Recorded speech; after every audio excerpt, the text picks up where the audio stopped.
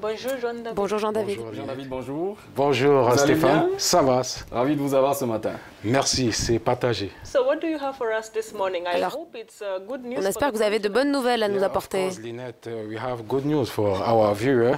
Donc, ce matin, nous allons nous appesantir sur le tourisme en Afrique et on va constater que la crise économique qui secoue la plupart des économies africaines en ce moment, eh bien, cette crise peut être considérée comme un mal pour un bien.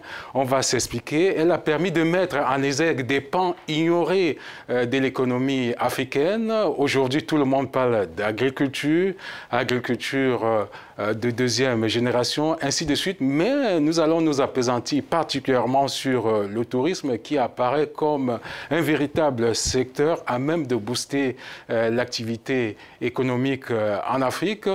Et je veux vous donner un chiffre de l'Organisation mondiale du tourisme qui souligne l'importance du tourisme pour l'activité économique. Selon les chiffres de 2015, c'est à peu près 10% du PIB mondial, le tourisme.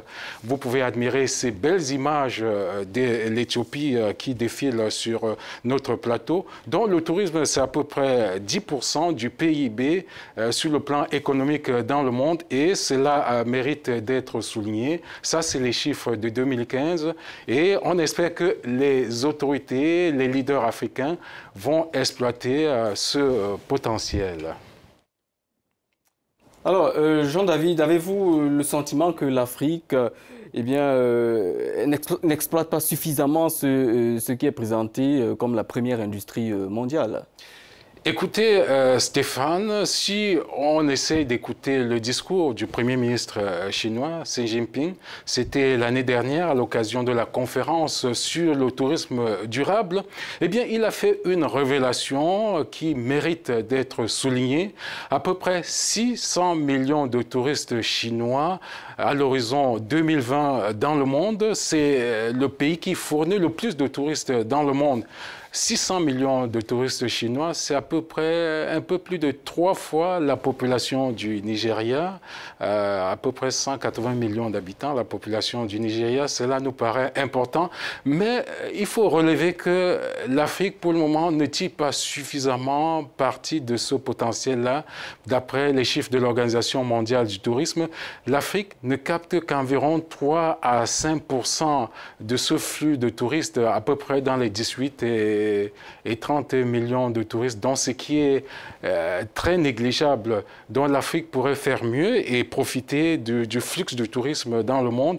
Vous constaterez que le tourisme apparaît un peu comme le moteur de la croissance mondiale et les Africains devraient profiter pour tirer pleinement parti de ce tourisme-là, Stéphane Lynette.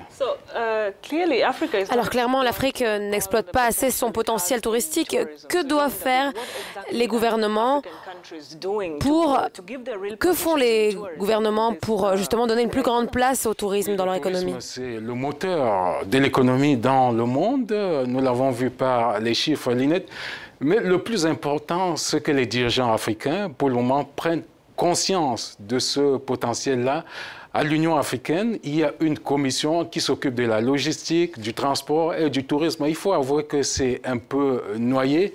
Actuellement, il y a un lobbying de la Commission pour l'Afrique de l'Organisation mondiale du tourisme qui se bat pour qu'il y ait tout simplement une commission spécialement dédiée au tourisme pour pouvoir booster le tourisme et profiter de l'apport du tourisme pour l'économie africaine.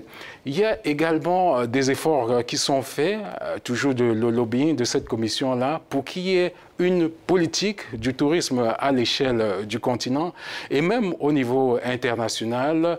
Il y a des efforts qui sont faits par les Africains pour qu'il y ait un fonds spécialement dédié au développement du tourisme.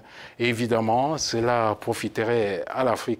Donc, c'est la fin de cette chronique qui était dédiée aux bienfaits du tourisme comme moteur du développement pour l'Afrique. Je suis Jean-David Miamlé. Merci de nous avoir suivis. À la semaine prochaine.